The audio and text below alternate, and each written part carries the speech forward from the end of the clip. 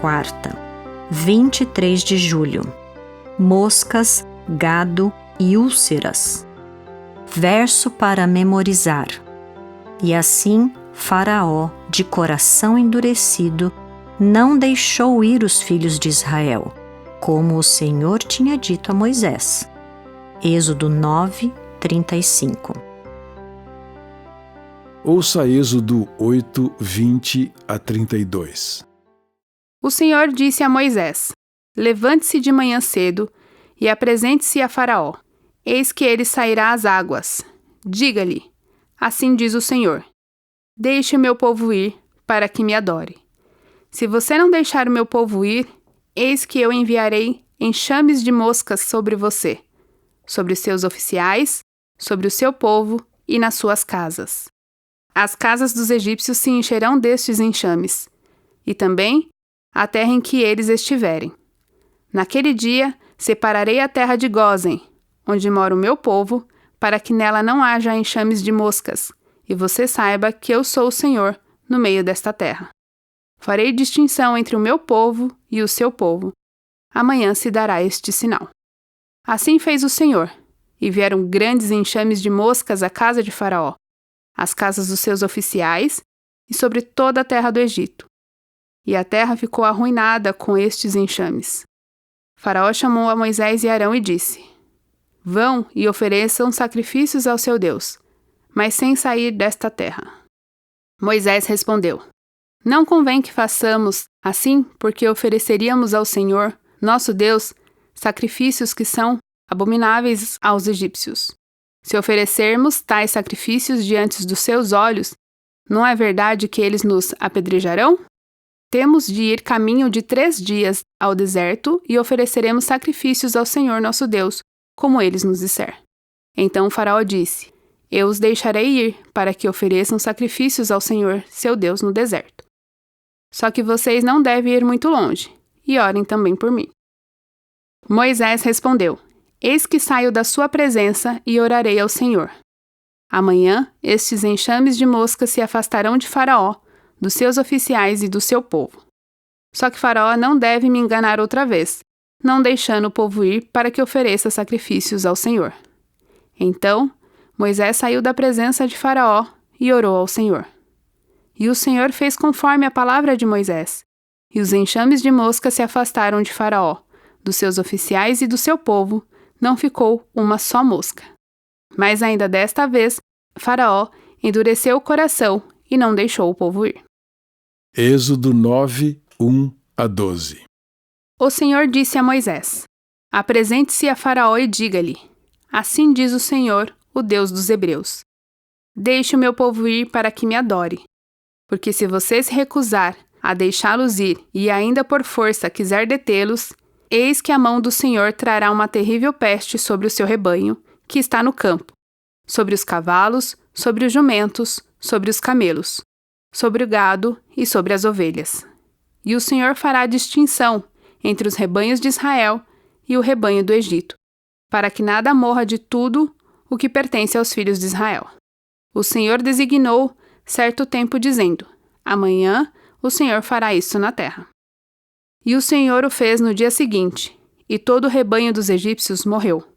Porém, do rebanho dos israelitas não morreu um único animal. Faraó mandou verificar, e eis que do rebanho de Israel não havia morrido nenhum sequer.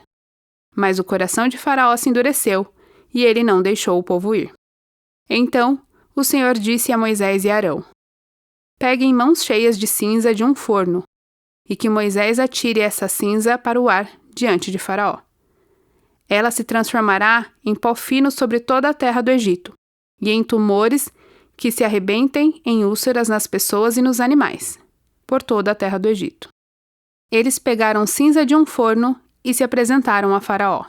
Moisés atirou a cinza para o ar, e ela se transformou em tumores que se arrebentavam em úlceras nas pessoas e nos animais.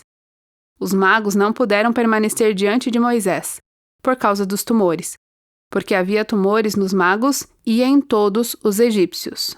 Porém, o Senhor endureceu o coração de Faraó, e este não os ouviu, como o Senhor tinha dito a Moisés.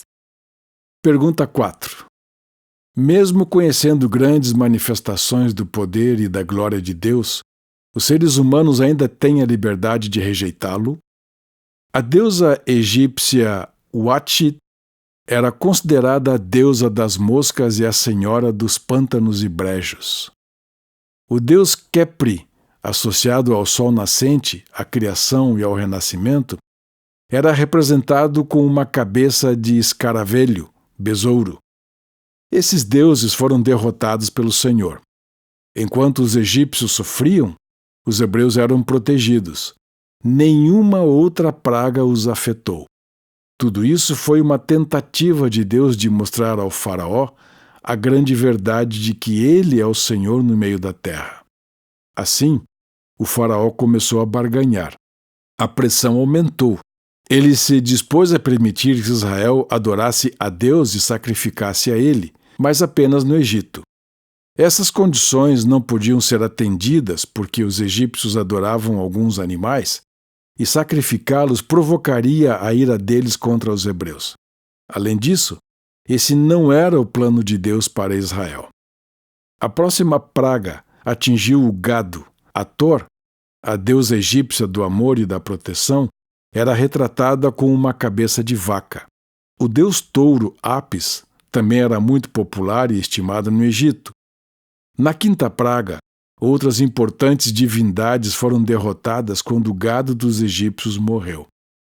Na sexta praga, manifestou-se a derrota de Ísis, a deusa da medicina, magia e sabedoria, bem como de Sekhemete, deusa da guerra e das epidemias, e Imhotep, deus da medicina e da cura, que foram incapazes de proteger seus adoradores.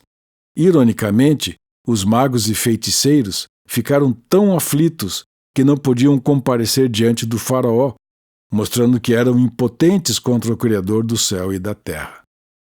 Pela primeira vez no relato das 10 pragas, a Bíblia diz que o Senhor endureceu o coração de Faraó.